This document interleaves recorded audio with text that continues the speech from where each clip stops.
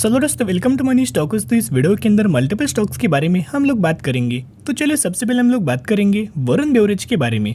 तो वीबीएल के बारे में अगर दोस्तों बात की जाए तो ऑलमोस्ट ये कंपनी कल के दिन तक 1600 रुपये के आसपास हमें ट्रेड कर रही थी। आज ऐसा हुआ क्या कि डायरेक्टली कंपनी 827 रुपये के आसपास हमें ट्रेड कर रही है। यानी कि अगर आप अपने पोर्टफोलियो के अंदर दोस्तों यहाँ देखोगे तो 48% तक का करेक्शन हमें आपके पोर्टफोलियो के अंदर दोस्तों वरुण बेवरेज के अंदर हमें निकल के आया है। अगर आपने वरुण बेवरेज के अंदर 100 रुपीज़ अगर आपने दोस्तों निवेश किया होगा, अगर आपने वरुण बेवरेज के अंदर दोस्तों 100 रुपीज़ या निवेश किया होगा तो 50% तक की जो कैपिटल है वो वाइप आउट हमें होते हुए नजर आ चुका है। यानी कि अगर आप अपना कैपिटल दोस्तों यहाँ देखोगे तो लॉस के अंदर दोस्तों वो कन्वर्ट हमें हो चुका होगा। अभी इसके पीछे का रीजन क्या है, मैंने कल ही के दिन दोस्तों आपके साथ शेयर किया था। वीबीएल के अंदर बहुत बड़ा इवेंट हमें आज के दिन होने वाला था। वीबीएल के अंदर जो आपको 1:2 रेशियो के अंदर जो स्प्लिट का अनाउंसमेंट हुआ था उसका एक्स डेट हमें आज के दिन यानी कि 15 जून के दिन हमें नजर आने वाला था। यानी कि आज के दिन हमें वीबीएल का एक्स डेट निकल के आ रहा है। तो जिसकी वजह से हुआ क्या, जो भी कंपनी का एक्स डेट होता है बोनस के रिलेटेड, स्प्लिट रिलेटेड, तो उस कंपनी के अंदर हमें प्राइस का एडजस्टमेंट हमें हो जाता है। अगर आप प्राइस को 1600 रुपये को डिवाइडेड बाई 2 दोस्तों अगर आप ये कर देंगे तो ऑलमोस्ट कंपनी 800 रुपये के आसपास हमें यह प्राइस एडजस्ट हो चुका है। ये करेक्शन नहीं हुआ।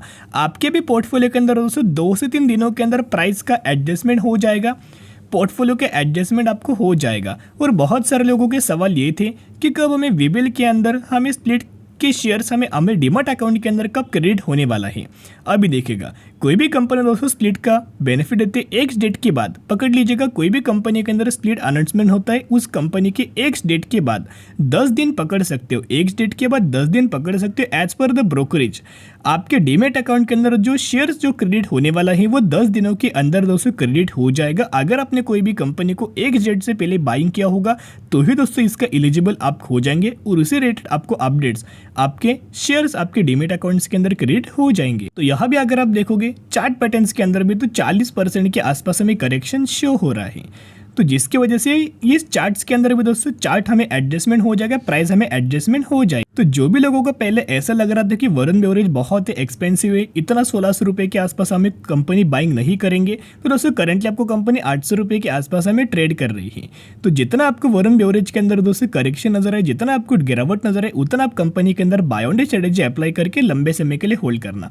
और जिन भी लोगों को स्प्लिट का बेनिफिट मिलने वाला है, एक पॉइंट नोट करना, शॉर्ट टर्म में दोस्तों कोई आपको ज्यादा स्प्लिट का दोस्तों बेनिफिट नहीं मिलेगा। स्प्लिट का बेनिफिट कब मिलेगा, आपको मिलेगा लंबे समय के लिए। जब कोई भी कंपनी को आप 5 साल 10 साल 15 साल होल्ड कर दे तो ही उस कंपनी के अंदर स्प्लिट का बेनिफिट आपको मिलेगा। वरुण बेवरेज का अगर आप Q4 का रिजल्ट देखोगे, रेवेन्यूज के अंदर जंप, इनकम के अंदर जंप, अर्निंग पर शेयर के अंदर जंप और नेट प्रॉफिट मार्जिन के अंदर भी जंप नजर आ चुकी। तो जो हमें वरुण बेवरेज के अंदर जो आपको करंटली जो आपको नजर आ रहा है 48% का करेक्शन, वो करेक्शन नहीं है, वो एक प्राइस एडजस्टमेंट है। तो जिसकी वजह से जरूर वरुण बेवरेज को दोस्तों लंबे समय के लिए होल्ड करना। बहुत अच्छा कंपनी, एक मल्टीपल का रिटर्न आपको आने वाले समय के अंदर हमें कंपनी क्रिएट करके दे सकता है। चलिए अभी हम बात करेंगे इन्फोसिस के बारे में। तो अगर आप इन्फोसिस का आज के दिन का परफॉर्मेंस देखोगे तो ऑलमोस्ट हमें 1% का करेक्शन नजर आया। मैक्सिमम आईटी सेक्टर के जो कंपनीज है, मैक्सिमम सेक्टर के अंदर और मैक्सिमम स्टॉक्स के अंदर आज के दिन ह्यूज अमाउंट ऑफ करेक्शन आ चुका है। इसके पीछे का रीजन एक है कि मार्केट आज के दिन, अगर आपने मार्केट का दोस्तों सिचुएशन अगर ऑब्जर्व किया होगा तो फर्स्ट हाफ से लगातार मार्केट के अंदर करेक्शन ही करेक्शन हमें नजर आया था और सेकंड हाफ के अंदर भी दोस्तों हमें रिकवर नजर नहीं आया। इनफैक्ट हमें सेकंड हाफ के अंदर भी करेक्शन मार्केट के अंदर नजर आया। तो जिसकी वजह से अगर मार्केट के अंदर ह्यूज सेलिंग आती है, ह्यूज फॉल आता है, तो अच्छी कंपनीज भी गिरते हैं और बुरे कंपनीज भी दोस्तों गिरते हैं। लेकिन क्यों मैं हमेशा आपके साथ शेयर करता हूँ कि आपको हमेशा लार्ज कैप कैटेगरी वाली कंपनीज को आपके पोर्टफोलियो के अंदर ऐड करना चाहिए, क्योंकि जब भी हमें लार्ज कैप कैटेगरी वाली कंपनी या फिर मार्केट के अंदर जब भी करेक्शन होता है, लार्ज कैप कैटेगरी वाली कंपनी 1% गिरता है, लेकिन स्मॉल कैप कैटेगरी और मिड कैप कैटेगरी अगर आप देखोगे 4 से 5% तक का करेक्शन हमें उन कंपनीज के अंदर दोस्तों नजर आ जाता है। तो चलिए, एक बहुत बैड न्यूज हमें आईटी सेक्टर के लिए निकल के आई है, एज वेल एज हमें इन्फोसिस के शेयर होल्डर्स के लिए भी ये निकल के आई है। यानी कि अगर आप यह देखोगे तो बड़े बड़े ग्लोबल ब्रोकरेज फर्म के द्वारा, जिनका मार्केट के अंदर बहुत अच्छा खासा वेटेज है, उन्होंने एक ह्यूज अमाउंट ऑफ डाउनग्रेड हमें दिया गया है। देखिएगा, TCS, Infosys, Tata Elxsi and IT stocks में सी अप टू 40% डाउनसाइड से जेपी मॉर्गन। तो दोस्तों कोई भी अगर बहुत बड़े ग्लोबल ब्रोकरेज फर्म अगर ये बोलते हैं कि इन कंपनीज के अंदर हमें डाउनसाइड टारगेट नजर आ सकते 40% के, यानी अगर कोई भी स्टॉक्स का प्राइस है 100 रुपये के आसपास है तो वो 100 रुपये का प्राइस हमें 60 रुपये के आसपास हमें आ सकता है। ऐसे जेपी मॉर्गन का हम एक स्टेटमेंट है, ऐसे रिपोर्ट्स हमें निकल के आ रही है। चलिए कितना हमें इस रिपोर्ट के अंदर तो सच्चाई है हम लोग बात करेंगे। सबसे पहले अगर आप देखोगे ये नेगेटिव न्यूज़ क्यों है, क्योंकि बड़े बड़े जो ग्लोबल ब्रोकरेज फर्म ने हमें टारगेट दिया हुआ है, लेकिन क्या सच में दोस्तों टारगेट अचीव होता है? सबसे पहले टारगेट्स के बारे में बात करते हैं। टीसीएस के अंदर इन्होंने टारगेट्स अगर आप देखोगे तो 2700 रुपये का टारगेट दिया गया है, करंट प्राइस से 17% डाउन साइड का हमें टारगेट दिया गया है। फिर अगर आप बेसिकली यहाँ इन्फोसिस का दोस्तों यहाँ देखोगे तो इनका ही मानना है कि इन्फोसिस स्टॉक्स के अंदर 1150 रुपये का लेवल्स हमें कंपनी अचीव कर सकता है, और इन्फोसिस के अंदर 11% का डाउनसाइड हमें टारगेट दिया है करंट प्राइस से, यानी कि टीसीएस के अंदर 17% का डाउनसाइड टारगेट और इन्फोसिस के अंदर 11% का डाउनसाइड टारगेट हमें दोस्तों दिया गया है। इससे पहले भी बजाज फाइनेंस के अंदर हमें टारगेट दिया गया था डाउनसाइड का, जब कंपनी 6000 रुपये के आसपास चल रही थी। तब हमें जेपी मॉर्गन ने या फिर कोई ब्रोकरेज फर्म, जो भी ग्लोबल ब्रोकरेज फर्म ने हमें दोस्तों टारगेट दिया गया था 3500 रुपये का, जब कंपनी 6000 रुपये के आसपास चल रही थी।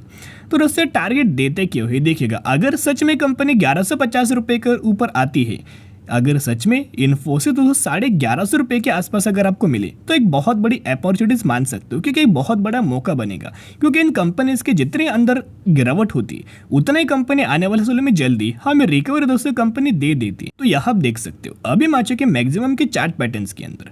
तो यहाँ अगर आप देखोगे 2008 में हमें करेक्शन हुआ, तब हमें इन्फोसिस 50% तक की गिरावट हमें इन्फोसिस के अंदर नजर आया। लेकिन जिन लोगों ने पेशेंस रख के होल्ड किया, buy on dip strategy apply किया, गिरावट के अंदर बाइंग किया, उन्हीं लोगों को अगले 2 सालों में कंपनी ने 250% का रिटर्न दे चुका है।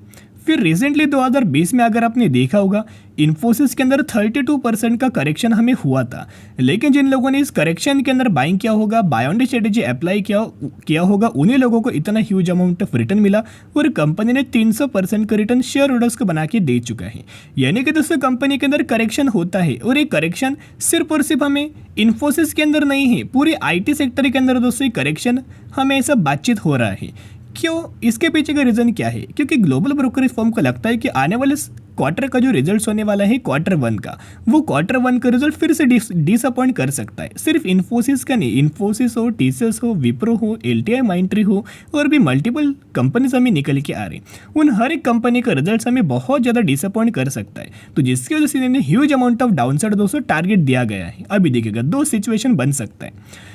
अगर आप इन कंपनीज को अंदर buy on dip strategy apply करेंगे तो हर एक प्राइस के अंदर आपका दोस्तों परचेज प्राइस हो जाएगा, और अगर कंपनी 1150 रुपये तक भी नहीं गई, फिर भी दोस्तों आप ये रिग्रेट नहीं कर पाओगे, क्योंकि इस प्राइस तक कंपनी आ चुका था लेकिन मैंने इस कंपनी को बाइंग नहीं किया। तो दोस्तों होगा क्या, अगर कंपनी 1150 रुपये भी आ गई, फिर भी इस कंपनी के अंदर आप बाय ऑन डी स्ट्रेटेजी आप करते रहिएगा, और अगर कंपनी नहीं आई फिर भी कंपनी के अंदर बाय ऑन डी स्ट्रेटेजी दोस्तों आप करते रहिएगा। क्योंकि होता क्या है, बहुत सारे ब्रोकरेज फर्म टारगेट देती है, लेकिन हर एक कंपनी का वो टारगेट्स हमें अचीव नहीं होता। कई कंपनीज का टारगेट अचीव हो जाता है, लेकिन कई कंपनीज का टारगेट अचीव नहीं होता। इतना पॉइंट नोट करना, शॉर्ट टर्म के लिए बाइंग मत करना। जो भी लोग फ्रेश परचेस करना चाहते हो वो बेसिकली लंबे समय के लिए होल्ड करने की वजह से दोस्तों परचेस कर सकते हो। जिन लोगों का व्यू है आने वाले 5 सालों का, आने वाले 10 सालों का, तो ही निवेश करना, नहीं तो दोस्तों निवेश मत करना। इतना पॉइंट नोट करना, आपको कोई भी रिटर्न नहीं मिलेगा। जो लोग लंबे समय के लिए निवेश करेंगे उन्हीं लोगों को आने वाले सालों में अच्छी खासी कंपनी के अंदर रिकवरी प्लस आपको कंपनी के अंदर रिटर्न्स कंपनी प्रोवाइड कर सकती है। तो जिसकी वजह से जिन लोगों को फ्रेश बाइंग करना है फ्रेश बाइंग कर सकते हो, जिन लोगों को एवरेज आउट करना है एवरेज आउट कर सकते हो। बढ़िया मौका आपको करंटली मिल रहा है। तो चलिए अभी हम बात करेंगे इंडिया मार्ट इंटरमेश लिमिटेड के बारे में। यही वो कंपनी है जिसके अंदर 1:1 रेशियो के अंदर बोनस का बेनिफिट मिलने वाला है। यानी कि अगर आपके पास 100 शेयर होंगे तो 100 के बदले 100 आपको बोनस शेयर दिया जाएगा, और यही एग्जीक्यूशन के बाद आपके पास हो जाएंगे 200 शेयर। तो इसी रेशियो के अंदर आपको बोनस का बेनिफिट मिलने वाला है। तो जरूर कंपनी के बारे में स्टडी करना है, एनालिसिस करना, कंपनी का बिजनेस पसंद है तो ही निवेश करना। चलिए आज के लिए इतने। अगर आपको वीडियो पसंद है जरूर वीडियो को लाइक और चैनल को सब्सक्राइब कर सकते हो। फिर मिलेंगे, बाय।